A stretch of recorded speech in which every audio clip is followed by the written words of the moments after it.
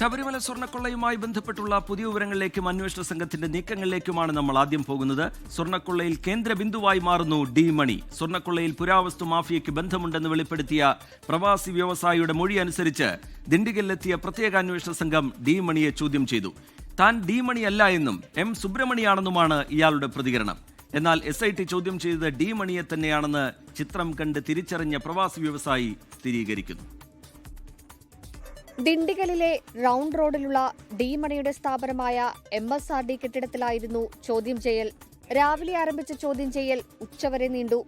താൻ ഉപയോഗിക്കുന്ന നമ്പർ മറ്റൊരാളുടെ പേരിലുള്ളതാണെന്നും അതിനെക്കുറിച്ചാണ് അന്വേഷണ സംഘം വിവരങ്ങൾ ശേഖരിച്ചതെന്നും ഡി മണി 24-നോട് പറഞ്ഞു.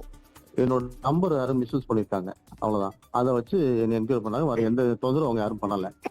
சரி, என்னோட நம்பர் வந்து இன்னொருத்தர் பேர்ல இருக்கு. அவரு யார்கிட்ட பேசியிருக்காரு. அந்த நம்பர் வெரிஃபை வந்துட்டு பண்றாங்க. மற்றபடி அவங்க எந்த டிஸ்டர்பன்ஸும் என்ன பண்ணல. அவங்க ചോദ്യം ചെയ്യലിന് ശേഷം പുറത്തിറങ്ങിയ ഡി മണി വീണ്ടും മാധ്യമങ്ങളെ കണ്ടു. SIT അന്വേഷിച്ചത് തന്നെയല്ലെന്നും തന്റെ പേര് സുബ്രഹ്മണിയെന്നാണെന്നും ഡി മണി പറഞ്ഞു. തനിക്ക് റിയൽ എസ്റ്റേറ്റ് ബിസിനസ്സാണ്, സ്വർണ്ണ വജ്ര വ്യാപാരങ്ങളില്ല. IT റിട്ടേൺസ് അടക്കമുള്ള വിവരങ്ങൾ അന്വേഷണ സംഘത്തിന് കൈമാറിയെന്നും ഡി മണി. உங்க பேர் என்ன கேட்டாங்க ஃபர்ஸ்ட். அதுக்கப்புறம் என்ன பிசினஸ் பண்றாங்க கேட்டாங்க. IT கேட்டாங்க. ஒன்னொன்னா அது இன்கம் டாக்ஸ் மாதிரியே எல்லாம் கேட்டாங்க. அவங்க எதுக்கு வந்தாங்க இன்னும் புரியவே இல்லை. டி மணின்னு கேட்டாங்க. இல்லைங்க நான் MS மணி, MS ஃபுல் நேம் சுப்ரமணியன். உங்க பேரு, அதாவது உங்க பேரு, உங்க சிம் வந்து, அதாவது உங்க என்னோட നമ്പർ എനിക്ക് தெரியும், யாரை சொல்லி தெரியுது.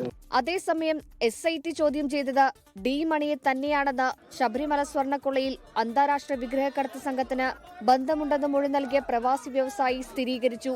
ചിത്രം കണ്ടതിന് ശേഷമാണ് സ്ഥിരീകരണം. ഡി മണിയുടെ സുഹൃത്തായ ശ്രീകൃഷ്ണനെ ഇന്നലെയും ഇന്നും SIT ചോദ്യം ചെയ്തിരുന്നു. ഇതിന്റെ അടിസ്ഥാനത്തിൽ കൂടിയാണ് ഡി മണിയെ ചോദ്യം ചെയ്തത്. രണ്ടുപേരെയും ഒരുമിച്ചിരുത്തി അന്വേഷണ സംഘം ചോദ്യം ചെയ്യുമെന്നാണ് സൂചന. 24 ചെന്നൈ. ലോകത്തെവിടെയായാലും ഏത് സമയത്തും 24 വാർത്തകളും ഓഗ്മെന്റഡ് റിയാലിറ്റി പാക്കേജുകളും എക്സ്പ്ലെയിനറുകളും വിശദമായി കാണാൻ ഞങ്ങളുടെ YouTube ചാനൽ നിങ്ങൾക്ക് സബ്സ്ക്രൈബ് ചെയ്യാം.